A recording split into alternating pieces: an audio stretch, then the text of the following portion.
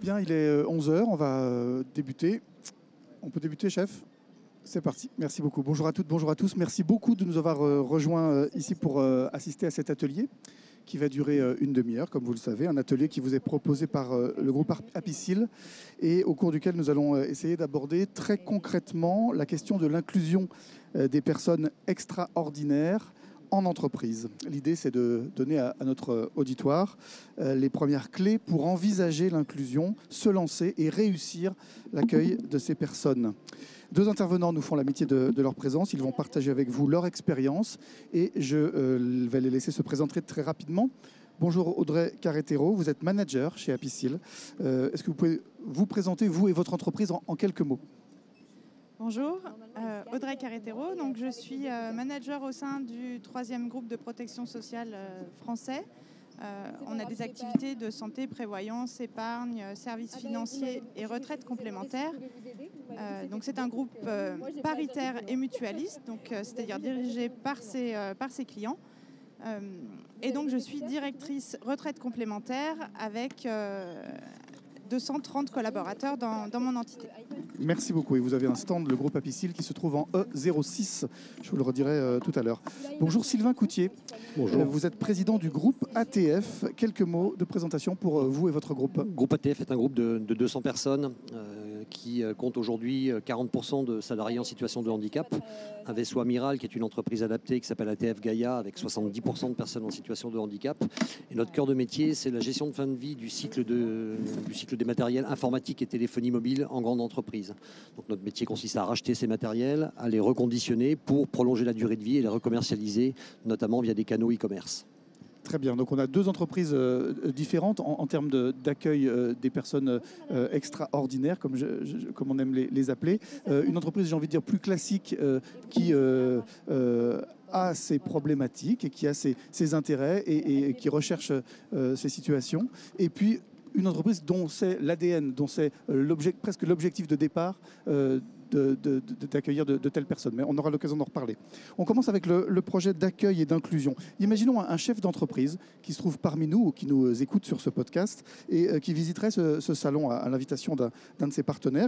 Il se sent donc concerné et dans le cadre de l'évolution de son entreprise, il envisage le recrutement d'une personne extraordinaire, différente, dont il se dit qu'il va falloir l'accueillir, l'accompagner, le manager d'une façon différente et adaptée, l'inclure dans une équipe existante et que tout ça lui paraît peut-être un petit peu compliqué. Sylvain Coutier, par quoi il doit commencer, notre chef d'entreprise ou notre responsable RH ou notre responsable de service qui nous écoute? Effectivement, à partir du moment où on prend la décision de s'engager dans cette voie, je pense que le plus important, c'est de bien s'entourer et de s'entourer d'acteurs dont c'est le métier. Alors, les entreprises adaptées sont un des maillons de cette chaîne, mais au niveau local, il y a tout un tas de dispositifs au niveau des communautés d'agglomération, des départements, voire des régions, qui sont spécialisés effectivement ou dans le recrutement de personnes en situation de handicap, dans l'accompagnement, dans la montée en compétences. Donc, c'est déjà s'appuyer sur le réseau existant qui est tout à fait enclin à donner de bons conseils. Donc ça, c'est le premier point. Et je dirais que, comme vous l'avez précisé, c'est vrai que aujourd'hui, la principale difficulté, c'est le frein, c'est ça va être difficile et je vais rencontrer des difficultés. Et le fait de s'appuyer sur des professionnels de l'insertion et de l'insertion du handicap notamment, ça permet aussi au niveau du chef d'entreprise finalement de transformer l'obligation, parce que beaucoup de chefs d'entreprise vont vouloir recruter des personnes en situation de handicap pour rentrer dans le cadre de l'obligation d'emploi. C'est passer de l'obligation à l'envie réel de recruter des personnes en situation de handicap. Un petit mot sur cette loi dite OETH, obligation d'emploi des travailleurs handicapés. À partir de quand elle concerne une entreprise? Elle concerne les entreprises à partir de 20 salariés. Donc ça veut dire qu'à partir de 20 salariés, on doit compter 6% de personnes en situation de handicap. Et il y a eu une modification structurelle importante il y a 3 ans maintenant qui donne aujourd'hui priorité à l'emploi direct. C'est-à-dire qu'avant, on avait la possibilité de remplir cette obligation, notamment par la sous-traitance avec les entreprises du monde du handicap, entreprises adaptées ou les structures protégées comme les ESAT. Et donc, finalement, ces prestations étaient converties par une méthode de calcul en ETP. Ça, c'est plus possible depuis cette modification. Et donc aujourd'hui, clairement, la volonté du gouvernement et de l'État donc sur ces sujets-là, c'est de prioriser l'emploi direct. Ce qui a d'ailleurs, à titre indicatif, bouleversé nos modèles économiques en tant qu'entreprise adaptée, puisqu'aujourd'hui, on nous demande d'accompagner justement les entreprises classiques pour former, faire monter en compétence un certain nombre de personnes en situation de handicap, de manière à les rendre employables dans des structures dites classiques. Quelques chiffres sur la situation dans les entreprises aujourd'hui. Alors aujourd'hui, l'obligation d'emploi en France est de 6% pour les employeurs privés comme pour les employeurs publics. Dans le privé, aujourd'hui, on est en une moyenne 2020, enfin mi-2021, je crois, qui doit osciller aux alentours de 3,5%. Alors il y a deux manières d'interpréter. On est à peu près au verre à moitié vide ou au verre à moitié plein. Donc c'est pas mal, mais ce n'est pas suffisant puisque l'obligation est de 6%. Quant au public, aujourd'hui, on est à 4,7%. Donc la fonction publique remplit l'obligation un peu mieux. Donc je pense que dans les dispositifs d'accompagnement et dans la volonté, elle est plus claire et plus prégnante, effectivement, au sein des collectivités et des administrations. Merci. Puisqu'on en est aux chiffres, Audrey Carretero, est-ce que vous pouvez nous dresser la vision que les Français ont de l'inclusion et du rôle que peut jouer une entreprise et les entreprises ? On a réalisé un baromètre, les Français et l'inclusion, avec Opinionway. Et on voit que les Français sont assez partagés finalement sur ces sujets d'inclusion, puisque 44% des Français pensent que la société n'est pas assez inclusive. Et pour autant, 82% des Français pensent que l'entreprise a un rôle à jouer sur ces sujets d'inclusion et de diversité. Donc c'est quelque chose qui est vraiment prégnant, avec une vraie sensibilité de tous. Donc on a bien plein de choses à faire sur le sujet. Alors, on avait dit qu'on serait très concret, qu'on donnerait quelques clés. Revenons à notre chef d'entreprise. Quelle trajectoire pour l'entreprise qui se lance, Sylvain ? C'est bien identifier ses besoins, je pense. Effectivement, je suis chef d'entreprise, j'ai une obligation d'emploi qui est de 6%. Où est-ce que j'en suis ? Où est-ce que j'en suis de mon OTH ? Ça, c'est déjà un prérequis. Et partant de ça, finalement, quelle trajectoire je vais avoir ? C'est-à-dire, quel objectif je me fixe ? Sur quelle période ? Donc, finalement, donner un plan de route et se donner des objectifs, pas délirants, pas trop petits non plus. Donc voilà, c'est déjà définir ses objectifs comme on le fait pour le commerce, par exemple, dans une activité commerciale par rapport à son chiffre d'affaires et à son activité. Contrairement aux idées reçues, c'est ne pas se restreindre sur les postes à proposer aux personnes en situation de handicap. On peut tout à fait proposer aujourd'hui des postes à des cadres et à des personnes extrêmement qualifiées. Il y a des dispositifs d'accompagnement pour, par exemple, adapter le poste de travail, pour l'accessibilité. Et effectivement, quand on parlait d'écosystème autour de ça, l'AGFIP ou le FIPHFP sont des organisations qui peuvent apporter un certain nombre de conseils, voire de financement sur ces sujets-là. Ne pas hésiter aujourd'hui aussi à se rapprocher en local donc du service pour l'emploi, Cap Emploi et Pôle Emploi, qui peuvent éventuellement vous proposer ce qu'on appelle, alors un acronyme un petit peu compliqué, qu'on appelle les PMSMP. Ce sont des périodes, des mises en situation professionnelle pour pouvoir évaluer la période sur une période de très courte. Et puis aujourd'hui, dans les dispositifs qui existent également, on peut avoir recours à l'intérim avec des structures spécialisées, comme les entreprises adaptées de travail temporaire, qui peuvent proposer donc des intérimaires en situation de handicap. Et pour le coup, ces prestations et les mises à disposition de ces personnes en situation de handicap via l'UATT rentrent dans l'obligation d'emploi, donc permettent de rentrer dans cette fameuse fourchette des 6%. Audrey, à ce stade, le chef d'entreprise, le responsable, il est nécessaire qu'il sensibilise toutes les parties prenantes de l'entreprise. Oui, tout à fait. Premièrement, ça doit être un engagement fort du top management et de la direction sur ces sujets-là, par le biais d'un certain nombre d'actions, de signatures de chartes, de conventions pour vraiment s'engager. Ce n'est pas simplement communiquer sur l'inclusion à l'extérieur parce qu'on a effectivement des quotas, des choses comme ça. C'est bien de rendre concret toutes ces actions. Alors, je pense qu'il faut quand même qu'on revienne sur les termes utilisés pour introduire tous nos propos. On a à la fois l'inclusion, c'est bien permettre à chacun d'être ce qu'il est, quelle que soit sa différence. Et en parallèle, la diversité qui correspond à la pluralité des profils et qui représente la stratégie d'une entreprise à lutter contre des discriminations. Donc il y en a un certain nombre, 25 exactement, mais globalement, les Français retiennent le handicap, l'égalité homme-femme, la communauté LGBTI+, et les étrangers. Et surtout favoriser l'égalité des chances en voyant ce sujet-là comme une source de richesse, d'innovation et de performance. Donc tout le monde doit s'engager en passant par la politique achat, avec les fournisseurs, avec un vrai rôle aussi de l'entreprise de sensibiliser ses clients, et puis l'ensemble des collaborateurs, du top management jusqu'aux équipes plus opérationnelles, avec un vrai rôle à jouer du responsable de proximité en termes de sensibilisation, d'accompagnement. Et alors, on parle d'accompagnement. Sylvain, en quelques mots, à ce stade, déjà, il existe des accompagnements quand on parle de sensibilisation des équipes, construire un projet, une trajectoire?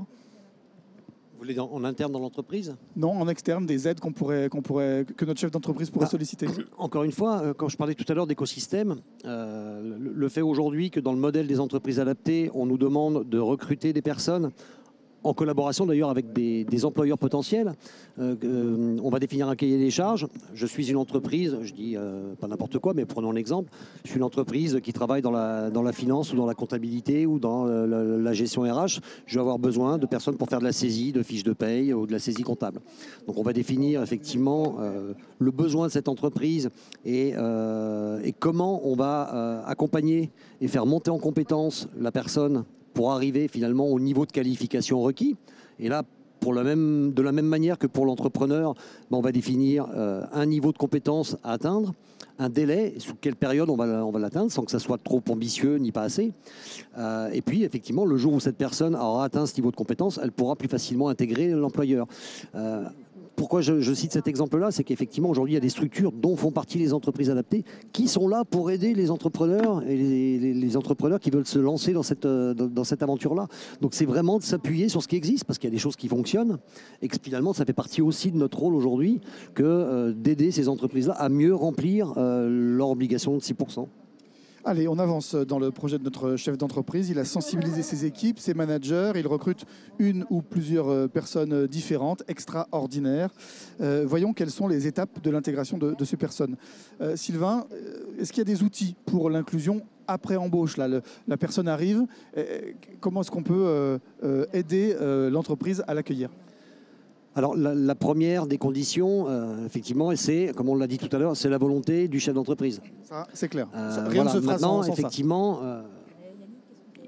c'est pas le chef d'entreprise qui va être là tous les jours, au quotidien, pour faciliter l'intégration de cette personne-là. Donc la première des choses, c'est d'embarquer ses proches collaborateurs et notamment ses managers.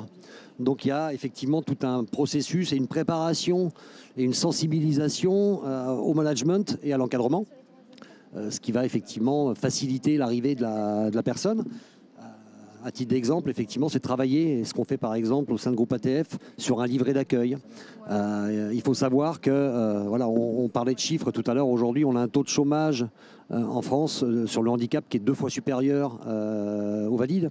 Donc on est entre 8 et 9, je crois, aujourd'hui sur les valides. On est plutôt entre 15 et 16 aujourd'hui sur les personnes en situation de handicap. Et la caractéristique principale, c'est un éloignement de l'emploi de longue durée. Donc ce sont des personnes qui, bien souvent, ont été confrontées à ce que j'appelle la double peine, c'est-à-dire être confrontées à une situation de chômage, de non-emploi, et puis l'acceptation du handicap. Et cette double peine, finalement, fait qu'on a des personnes qui ont un peu perdu confiance en elles. Donc la première des choses, effectivement, c'est de les sécuriser. Le livret d'accueil va leur expliquer où elles sont, qui elles doivent aller voir en cas de problème. Donc ça va avoir ce côté rassurant qui va faciliter leur intégration. Alors très concrètement, ce livret que vous avez chez vous, par exemple, c'est un petit guide de l'entreprise à destination de la personne, c'est ça ? Absolument, avec les contacts utiles, en cas de problème. Voilà, toutes les informations utiles qui vont lui permettre de répondre à des interrogations qu'elle peut avoir et que tout salarié va avoir. Nous, c'est facile, hein, on a une interrogation, on va aller voir une personne, on va lui demander. Ben, il faut savoir que ces personnes-là ne le font pas forcément. Donc, c'est de lui donner tous les outils pour qu'elle puisse effectivement se rassurer et faciliter son intégration. C'est une information également à destination, je le disais, des encadrants, une sensibilisation, mais aussi à l'ensemble des salariés. Dès qu'une personne arrive, c'est informer tous les salariés de la personne qui va arriver, nominativement, dans quel service, sous la responsabilité de quelle personne et pour quelle fonction. Voilà, donc les personnes sont informées, tiens, il y a un nouveau ou une nouvelle qui va arriver. Donc je ne suis pas surpris de la croiser et au contraire, je peux même être proactif et aller l'accueillir. Donc c'est aussi travailler cette bienveillance au niveau de l'ensemble des salariés. Et puis après, dans le suivi durant la période d'essai, c'est pouvoir solliciter la personne sur ce qu'on appelle le rapport d'étonnement chez nous, qui en fait permet à cette personne de faire part de ce qu'elle constate dans l'entreprise, ce qu'elle a trouvé de bien, ce qu'elle a trouvé de pas bien. Et finalement, pour nous, c'est extrêmement important parce que on est quotidiennement dans l'entreprise, donc forcément il y a des choses qu'on ne voit pas. Et finalement, c'est apporter un regard neuf et extérieur qui nous permet parfois aussi à nous de nous remettre en question et puis d'être dans un processus d'amélioration constante. Et donc c'est bénéfique pour les deux parties. Donc voilà, c'est des petites choses qui au cumul finalement font un encadrement et rassurent la personne et facilitent et transforment de manière positive son arrivée. Et ce que vous dites aussi en creux, c'est qu'au cours de la période d'essai, au moins, il y a des étapes, des rendez-vous réguliers, un suivi. Bien sûr. Suivi avec les managers, avec proche, le service voilà. RH, bien sûr. Audrey, là encore, vous insistez sur le fait que l'entreprise entière doit être, en tout cas le service entier, tout dépend de la taille de l'entreprise. Si elle fait 20 personnes, on comprend bien que tout le monde doit être impliqué. Si elle en fait 5000, c'est différent. Mais en tout cas, vous insistez sur le fait que la gestion des talents, les services RH, doit être particulièrement aux aguets, au moins sur cette période d'entrée en entreprise, cette période d'essai. Ah oui, tout à fait. Au niveau du service RH, le chef d'entreprise a un panel d'intervenants qu'il peut solliciter justement pour être proactif dans ces sujets de recrutement de la diversité. Donc au-delà du handicap, vous avez un certain nombre de structures. Le groupe Apicil travaille avec Andy IGS pour permettre à des alternants en situation de handicap de rentrer dans le monde de l'entreprise. Vous avez des plateformes de recrutement et c'est vrai que la RH a un rôle vraiment primordial sur ces sujets-là, à la fois pour la sensibilisation, la formation, mettre en œuvre des modules de formation spécifiques pour tous les salariés. Et après, effectivement, comme le disait Sylvain, accompagner aussi les managers et la personne nouvellement arrivée à prendre ses marques, aider l'équipe également en termes de RH de proximité, à bien appréhender, parce qu'on n'en a pas parlé, mais le handicap, c'est du handicap visible, mais du handicap aussi invisible à hauteur de 80%. Donc c'est vrai qu'en tant que chef d'entreprise, quand on se lance dans cette démarche, on peut se dire je vais avoir plein de problématiques à gérer parce que pour moi, on a tous des stéréotypes de par notre éducation, etc. Et on peut se dire une personne handicapée, c'est une personne qui va arriver en fauteuil roulant.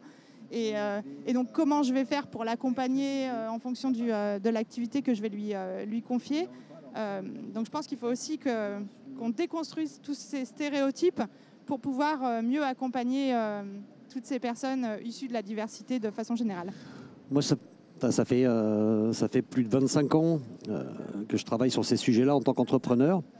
Et j'ai finalement une statistique qui est personnelle, mais dans toutes les personnes que j'ai pu rencontrer, tous les chefs d'entreprise que j'ai pu rencontrer, qui forcément, comme tout à chacun, et comme moi-même au début, peuvent avoir des stéréotypes ou certaines réticences, toutes celles qui se sont engagées dans cette démarche-là, 100%, derrière, il y a beaucoup plus d'avantages que d'inconvénients. Et c'est pas 99, c'est 100%. C'est franchir cette barrière d'ignorance, de non-savoir. Et derrière, effectivement, ça apporte la diversité dans son ensemble, pas que sur le handicap, amène beaucoup de richesse et enrichit chaque individu. C'est bien de le dire. Merci beaucoup, Sylvain. Il nous reste quelques minutes. Pour terminer, on reprend la trajectoire de notre chef d'entreprise, de notre recruteur. Et on parle de l'avenir. Les recrutements sont effectués, les personnes sont en place dans les services, les périodes d'essai sont terminées, ça tourne. Quels vont être les enjeux pour que l'inclusion s'inscrive dans la durée, Sylvain ? De maintenir effectivement cet encadrement et ce management, mais comme une entreprise digne de ce nom doit le faire pour l'ensemble de ses salariés, par des bilans de compétences, par des entretiens annuels, Et puis avec un certain nombre d'outils qui existent également et qui sont peut-être plus spécifiques pour accompagner les personnes les plus fragiles, notamment avec des outils de gestion prévisionnelle des emplois et des compétences. Dans le monde des entreprises adaptées, on utilise majoritairement un outil qui s'appelle iFormAdapt et qui est développé par une scope qui s'appelle CoSavoir et qui permet effectivement, lors des entretiens annuels notamment, de pouvoir définir effectivement un bilan, de faire le bilan sur la période passée, de définir des objectifs pour la période à venir, des objectifs de formation et de montée en compétences. Et là où on va se différencier peut-être avec cet outil-là des outils existants, c'est que dans un outil classique, on va avoir une tâche à réaliser. Eh bien, effectivement, dans le monde du handicap, cette même tâche, on va peut-être la décomposer en 3, 4, 5, 6 sous-tâches, avoir une granularité beaucoup plus fine, parce qu'effectivement, la personne va mettre un peu plus de temps à atteindre le niveau de formation requis, l'expertise, la maîtrise sur une tâche à définir. Donc on va aller un peu plus loin, on va descendre plus loin dans cette granularité et on va pouvoir le piloter au plus juste, sans mettre trop de pression, sans en mettre pas. Voilà, encore une fois, c'est toujours d'être dans cette notion d'équilibre et ça va permettre, in fine, encore une fois, d'accompagner la personne tout au long de son processus, de la faire monter en compétences avec l'objectif derrière, pour nous en tant qu'entreprise sociale, de sécuriser son parcours professionnel. Audrey, comment est-ce qu'on construit une véritable trajectoire d'entreprise pour pas simplement juxtaposer des personnes différentes les unes à côté des autres, mais bien pour faire évoluer toute l'entreprise, tout son personnel, l'ensemble, et que chacun puisse évoluer dans une carrière, dans son métier, dans son poste? Alors, c'est vrai qu'au niveau du groupe Apicil, on a décliné notre raison d'être qui est, par une relation proche et intentionnée, soutenir toutes les vies, toute la vie. Donc c'est vrai que c'est dans notre ADN. Et notre plan stratégique, c'est vraiment construit autour de cette raison d'être et a fait de l'inclusion et de la diversité une notion fondamentale de notre stratégie et de notre développement, je dirais plutôt. Donc c'est vrai que premièrement, il faut être convaincu de ce qu'on fait, je crois. Et puis ensuite, on se rend compte que lorsque les personnes sont sensibilisées, il y a quelque chose qui se passe finalement. Je peux revenir sur des exemples très concrets de personnes dans nos équipes, des personnes qui ont des troubles cognitifs. Effectivement, ça demande à une équipe de s'adapter parce qu'on n'a pas forcément les mêmes codes, les mêmes langages. C'est s'adapter, c'est effectivement en termes de gestion des emplois et des compétences, de mettre le curseur au bon endroit, de ne pas être sur des attentes qui seraient les mêmes pour tous, puisque chacun est différent. Et donc c'est vrai que je crois que quand c'est bien intégré et qu'on a les bons leviers et le soutien de l'ARH justement pour aller chercher les bons intervenants, les bons interlocuteurs pour accompagner tout ça, finalement au quotidien, je rejoins Sylvain sur la richesse et la performance d'une entreprise de ce type-là. Donnez-nous quelques exemples d'intégration que vous avez en tête, qui n'étaient pas forcément gagnés au début et puis qui finalement apportent quelque chose de plus à l'entreprise même et à son équipe. Alors dans notre entité, on a une équipe issue de 2 ESAT, donc aide à l'emploi. Et c'est vrai qu'effectivement, on n'a pas les mêmes codes.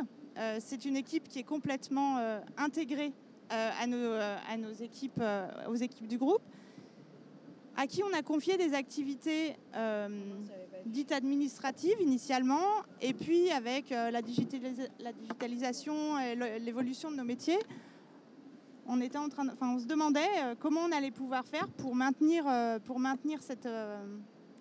ce partenariat, puisque finalement, on ne savait plus vraiment quoi leur proposer.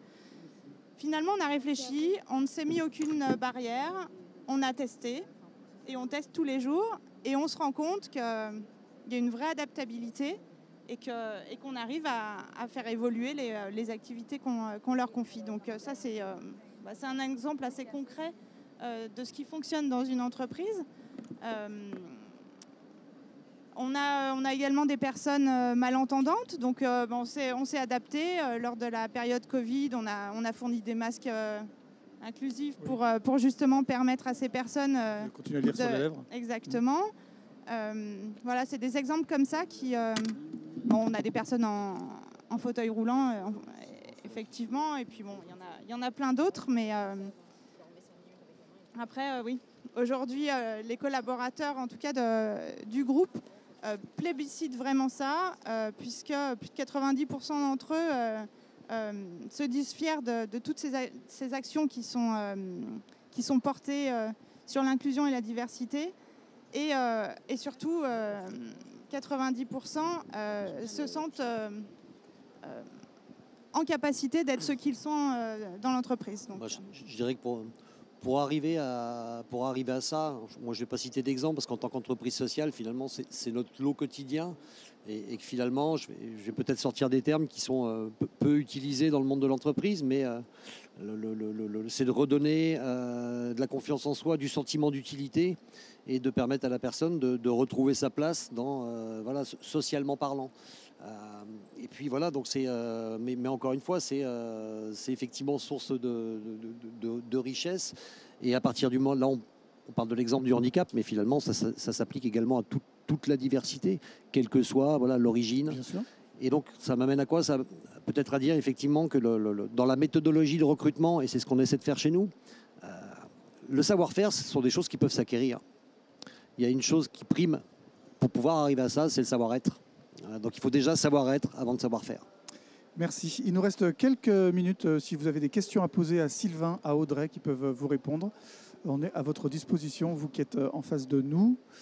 Levez la main, on vous apportera un petit micro. Toujours la première qui est difficile. Toujours la première qui est difficile. Là, voilà. Bonjour madame, merci. Bonjour, Bonjour. Amina Karam, je travaille pour le laboratoire MSD. Ma question est pour monsieur.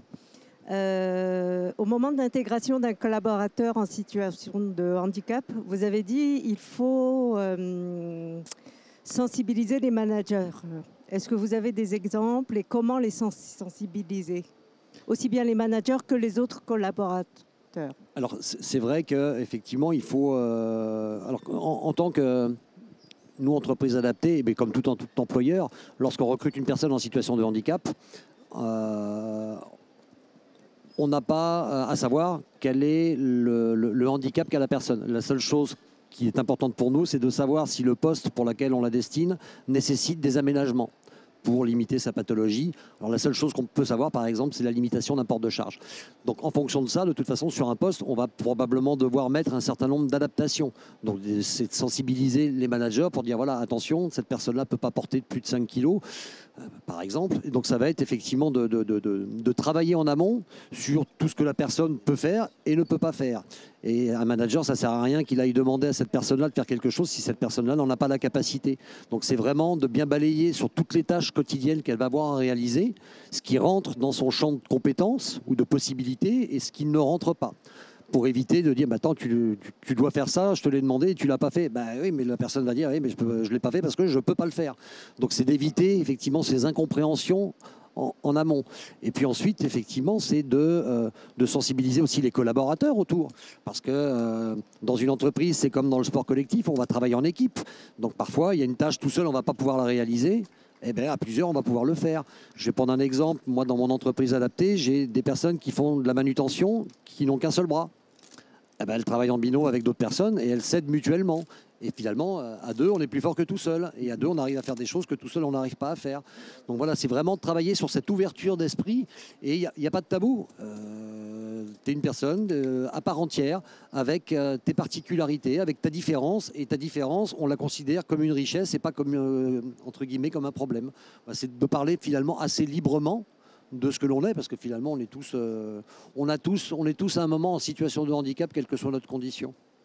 Donc c'est d'en parler finalement de manière assez débridée et il n'y a rien de très grave autour de tout ça. Merci beaucoup. On va s'arrêter là parce que c'est 11h28-29 et que c'est la fin de cet atelier. Vous avez sans doute d'autres ateliers à voir. Merci beaucoup de votre attention. Merci à Sylvain et Audrey. Merci à vous. Beaucoup. Je rappelle la présence du stand Apicil en E06. Il est facile à trouver et vous pourrez discuter, continuer la discussion avec Audrey notamment qui reste un petit peu sur place. Merci beaucoup. Bonne journée. Bonne visite du salon Inclusive Day.